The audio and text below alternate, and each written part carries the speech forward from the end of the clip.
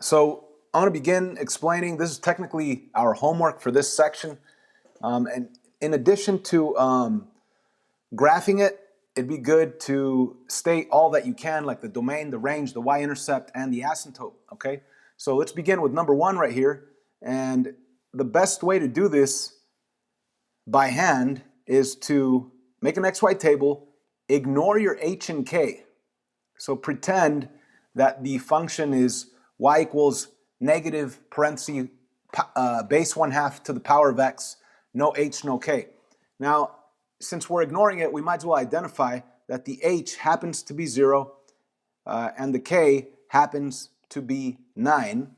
And since we know the k value is 9, we could also state the asymptote, which is y equals the k value 9. Now, again, we're going to ignore h and k, and we're just going to graph using it's kind of like the parent graph, but there is a reflection over the x-axis. So let's just plug in the easiest input values that we can, and we're going to go in consecutive integer order: -3, -2, -1, 0, 1, 2, 3. Okay, now the reason why we do these consecutive integer inputs is to be able to get the easiest input and find that output, in this case 0. And again, we're ignoring the 9. We're just plugging in the 0 right there. 1/2 to the 0 power is 1. 1 with the negative in front of it is -1. Okay, so when we have consecutive integer inputs, we could then find the other outputs just by making it grow or decay by the b value, which is the growth or the decay factor.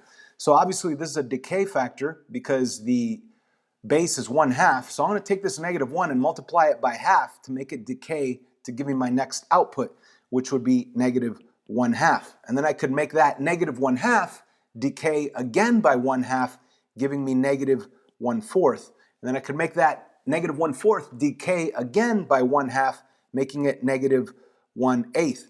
And I hope we understand what I'm doing. When I say I'm going to make the -1/4 decay by 1/2, what I'm really saying is -1/4 times 1/2. And that'll give me -1/8. I hope you guys understand that, right? So as I am going down in order, I am multiplying my outputs by the decay factor 1/2. So it's getting smaller and smaller and smaller, right? In the opposite direction, if me going this way is multiplying by 1/2, me going in the opposite direction is really multiplying by the reciprocal of 1/2, which is really 2.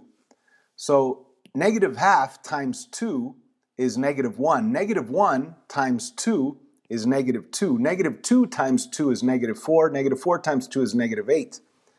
So let's graph these coordinates. We have 0, -1. We have 1, -1/2. We have 2, -1/4. We have 3, -1/8. And as you can see, 1/4 and 1/8, it's already hard to graph the difference between 1/4 and 1/8. And we know that we could keep going. It would be like -3, -1/8. It would be -4 and -1/16. And then not -4, but 4 and -1/16, 5 and -1/32, 6 and -1/64. We know that it's going to continue to get closer and closer and closer to that x-axis. Now let's go in the negative direction. -1, -1/2. That's -1, -2. And I'm not speaking right today. And then we go to the next one, -2, -4. -2 on the x, -1, 2, 3, 4. And then the last one up here, -3, -8, -3, -8. This is kind of like our parent graph. Now, why do I say it's not the actual parent graph? Because it did get reflected over the x-axis.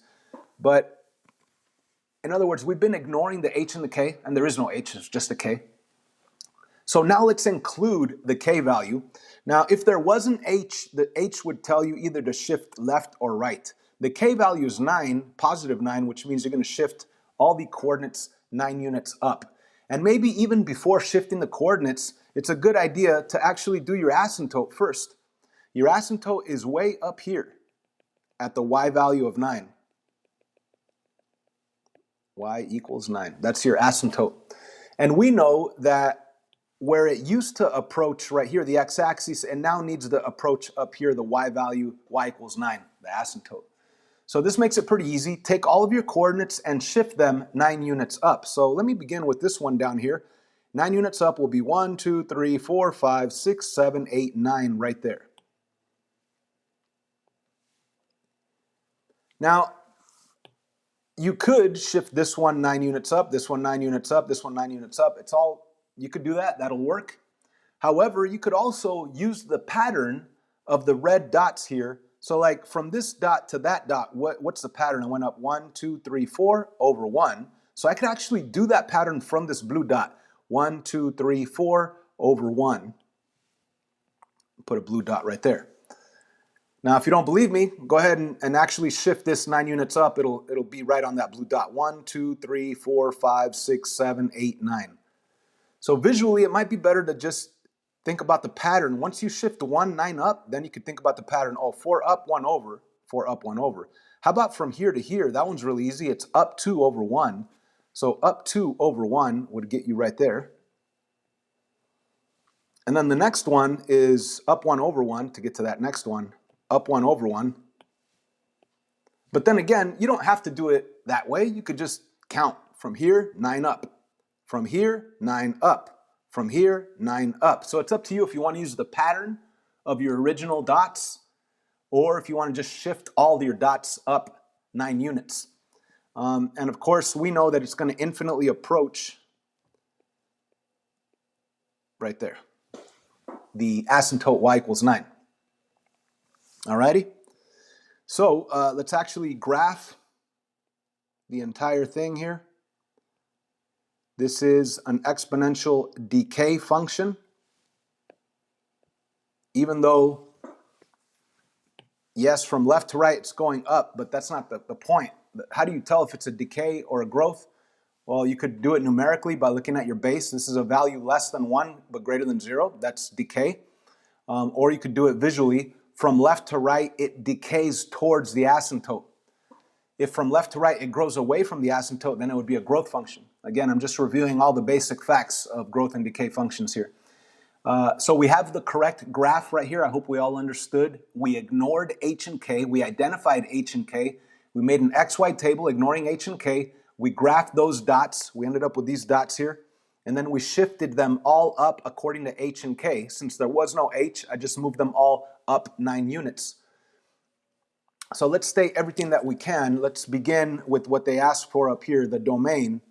All right, well, the domain, we're talking about the x values, and we should know that this goes to the left forever. Even though you're at -10, it's going to be way off the graph, but it'll still exist, right? This is going down, and it'll at some point reach the -10 way down here off the graph.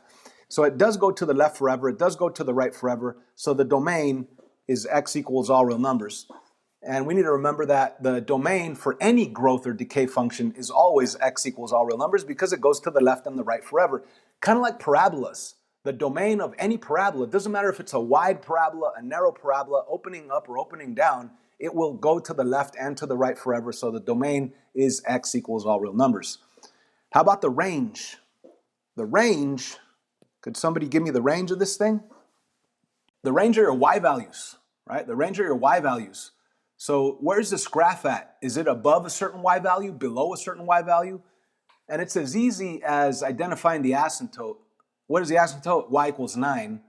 So your range are your y values that are below 9. And how do we say that below 9? You say less than that k value 9. Y is less than 9. All right, so these are all questions that will come out on the quiz this Friday. Half of the quiz is based on exponential growth and decay functions. The other half will be on what we learned tomorrow.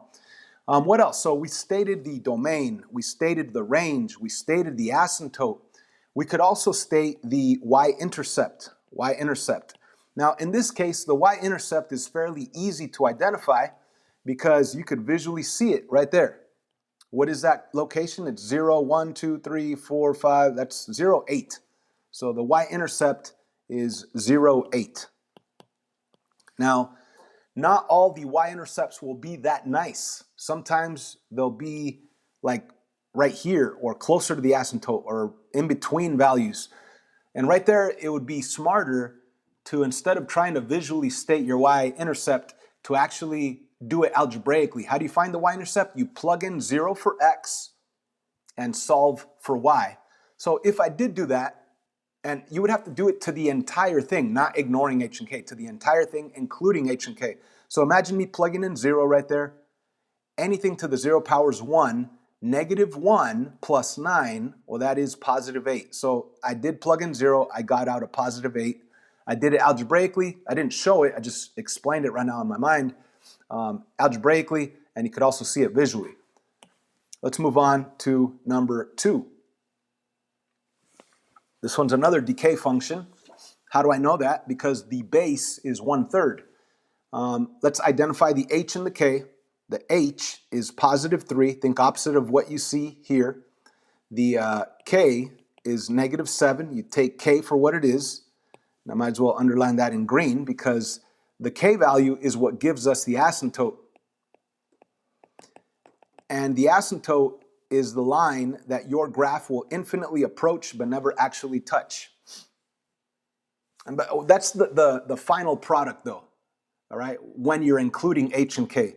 So how do we start this thing? We begin by ignoring h and k after identifying it and pretending that there is no h or k. Now, let me explain why we do this. I mean, this is all because we're doing it by hand, but let me explain why. If we go to an input-output table, let's use consecutive integer inputs, and let's plug in the easiest input, 0. So imagine if I plugged in a 0, I could, if I wanted to, include the h and the k, but imagine if I plug in a 0, then I would have 0 minus 3, which would be negative 3. Then I'd have to calculate 1/3 to the negative third, which would cause it to flip. And then, so it's like a lot more math if you include the h and the k. So that's why we temporarily ignore h and k, come up with coordinates without the h and k, and then we include the h and k by shifting those coordinates according to h and k. So obviously, once we get our coordinates, this will shift 3 to the right and 7 down according to our h and k values. But anyway, let's do the easiest input, 0, plug it in right there. Anything to the 0 powers 1, and 1 times 6 is 6. Okay, now let's, instead of plugging in 1 and doing the math, plugging in 2 and doing the math, plugging in negative 3 and doing the math, let's actually make this single output, the easiest input gave us this output 6, and let's make that 6 decay by 1/3. If you're thinking, how the heck am I going to do that? It's really saying, I'm going to take the 6 and make it decay by 1/3. You're going to multiply it by 1/3. So you put the 6 over 1, and you end up with the answer, what, 6/3? And 6/3 is really 2. Okay? Let me make, since I don't have that much space, I'm going to erase this. Now let me go from this output 2 to get to my next output by making the 2 decay by 1/3. Again, that's like saying the number 2 times 1/3. Put the 2 over 1, you're going to end up with 2/3. So we have these 3 coordinates so far. And now let me make this 2/3 decay by 1/3 again. So let me write that out. 2/3 decayed by 1/3, that's going to become 2/9. And 2/9 is obviously getting really small, right? If I do 2/9 on a calculator, it's going to be a small decimal value. 2 divided by 9 is the decimal 0.22, right? So it's getting smaller and smaller and smaller. So let's understand that from the original output 6 to the next output 2, how did I get the 6 to decay to the value of 2? I decayed it by 1/3. 6 times 1/3 is 2. 2 times 1/3 is 2/3. Going backwards, it would be multiplying by the reciprocal of 1/3, right? So 6 times 1/3 gave me 2, but going backwards, I would say 2 times the reciprocal of 1/3, which is 3 over 1, which is 3. So 2 times 3 is 6. And 6 times 3 is 18. But you know what? This 18 doesn't really help me because that's already off my 10 by 10 graph. But do you guys understand what I'm saying? When I make the 6 decay by 1/3 and going backwards, it's really multiplying by the reciprocal of 1/3, which is really multiplying by 3, right? Like 2/9 times 3 becomes 6/9, which reduces down to 2/3. 2/3 times 3, the 3's cancel, you end up with 2. And then 2 times 3 gives you 6. 6 times 3 is 18. And it's pointless to go higher because you're already off the graph. I really hope and pray that we get this, right? All right, so let's graph these coordinates that we have. We have 0, 6, 1, 2, 3, 4, 5, 6. We have 1, 2, 1, 2. We have 2 and 2/3. 2 and 2/3 of the way up. That's more than half. And then we have 3 and 2/9. 2/9, like we said, was 0.2, 0.22. So that's pretty low. It's less than half. And we already know that it's going to get closer and closer and closer, infinitely approaching the x-axis in this case. So we have our graph without the h and k, but now we need to include h and k. So that would require us to shift all these coordinates 3 to the right and 7 down. So I want to go with this first one, and I want to show my path here with the highlighter on the first one. 3 to the right, that's 1, 2, 3, and then 7 down. 1, 2, 3, 4, 5, 6, 7. Did I do that right? I hope so. And let me put this first blue dot right there. Whoops. First blue dot right there.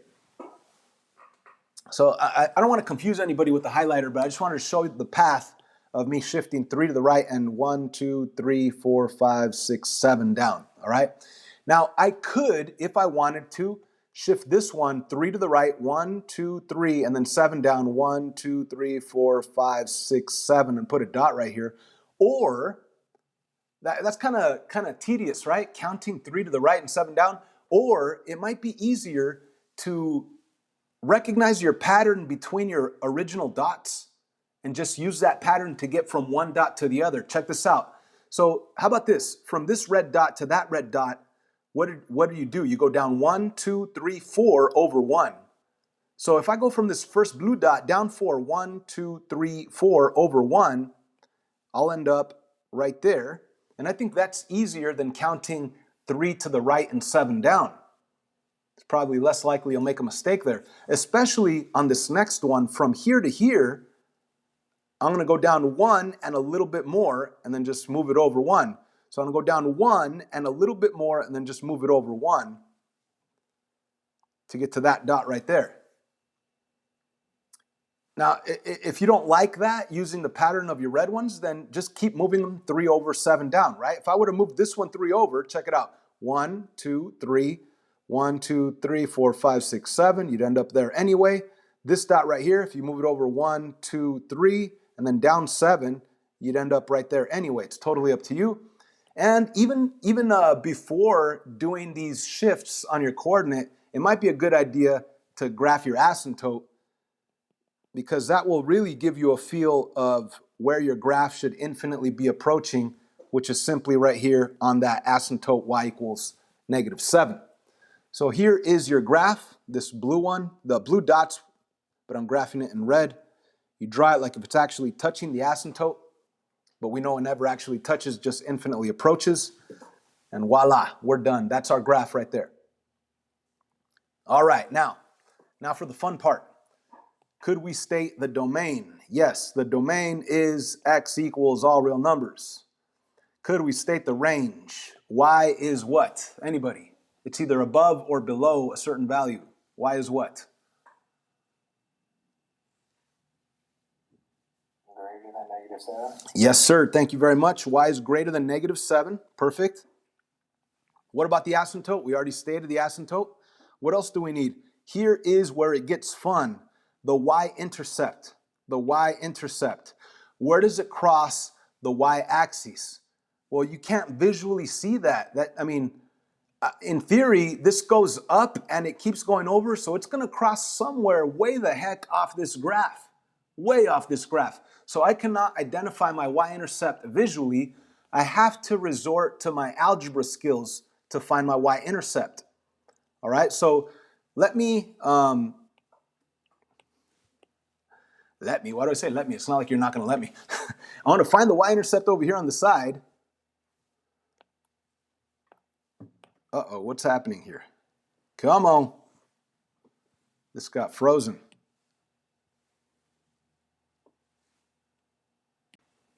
So I'm gonna put y-intercept. You need to set x equal to 0 and solve. So I'm gonna write the whole thing, y equals 6 times 1/3 to the 0 minus 3 power minus 7, okay? So 0 minus 3 on the exponent is -3, with the 6 in the front with the minus 7 at the end. Now, that 1/3 to the -3rd power, if you do that on a calculator, or if you know that a negative exponent causes it to flip, that'll become 3 to the 3rd, which really becomes 6 times 3 to the 3rd is 27, and then minus 7. And on a calculator, 6 times 27 is 162, minus 7 is 155. So the y-intercept, if you set x equal to 0 and solve, you'll get your answer y equals 155. So the coordinate is x was set equal to 0, the y value is 155.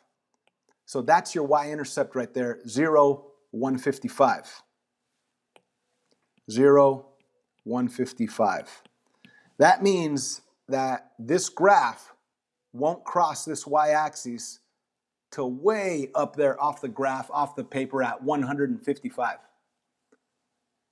So sometimes you'll luckily be able to see where it crosses the y-axis, but sometimes you have to actually just resort to algebra to figure out that y-intercept value.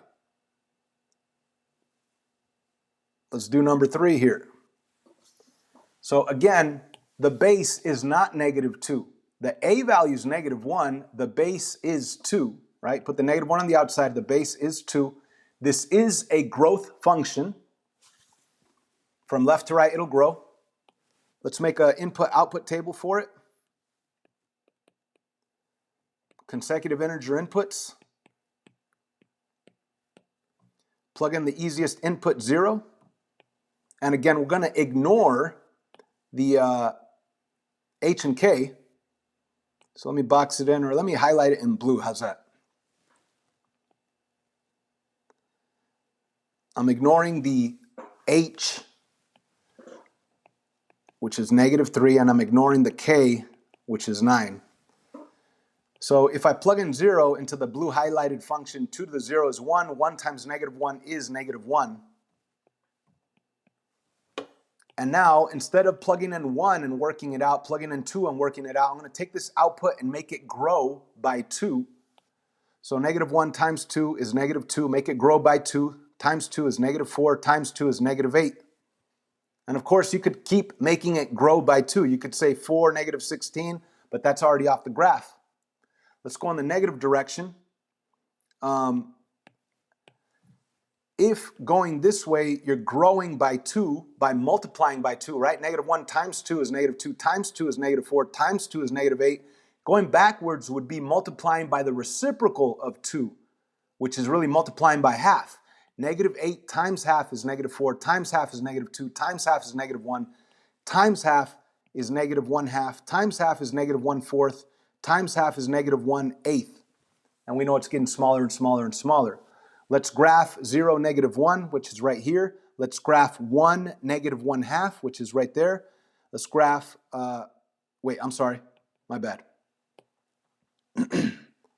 Let's start over here. 0, -1, that's right there.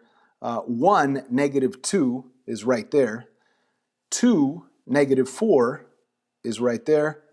3, -8 is down here. And the 4, -16 we're not going to do. And going backwards, we have the -1 and -1/2, which is right there. Going backwards, -2 and -1/4, it's closer to 0. -3 and -1/8, closer to 0. And we know it's infinitely going to approach that x-axis. Okay. Now this was ignoring h and k, so now let's shift according to h, which is 3 to the left, and k, which is 9 up. And before shifting, it's a good idea to graph your asymptote, which is the equation y equals, did I just put asymptote? Sorry. Y equals 9. So you go to 9, draw that horizontal line that's dotted, and you got to shift all of these red dots 3 to the left and 9 up.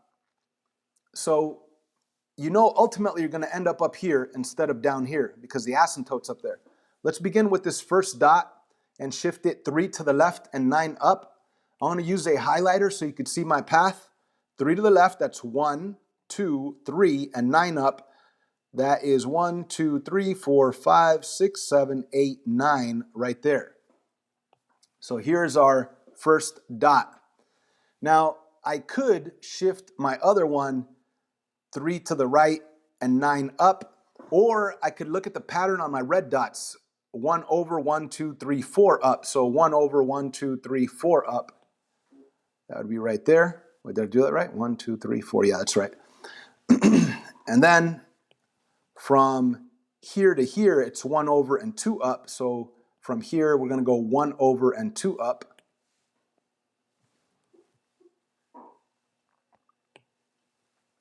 And we know that from here to here, it's just 1 over 1 up. So go 1 over 1 up. And we know that the other ones just get infinitely closer to that asymptote.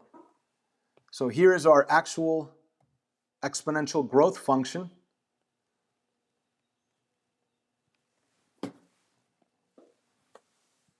This one down here was the original without the h or k shifts. Okie dokie, artichoke. Again, the domain, x equals all real numbers. The range, y is less than the k value 9. The y-intercept, you could clearly see it here, pretty lucky. It's 0, 1, okay? And again, you didn't have to use the patterns of the red. You could have gotten every single coordinate and moved it 3 to the left and 9 up. 3 to the left and 9 up. 3 to the left and 9 up, right? So you could have done all those, or you could use a pattern on the red dots. I want to stop right here, guys. I've explained half of the homework. I want to leave you the other half for you to practice, okay? Please ask me questions if you need help.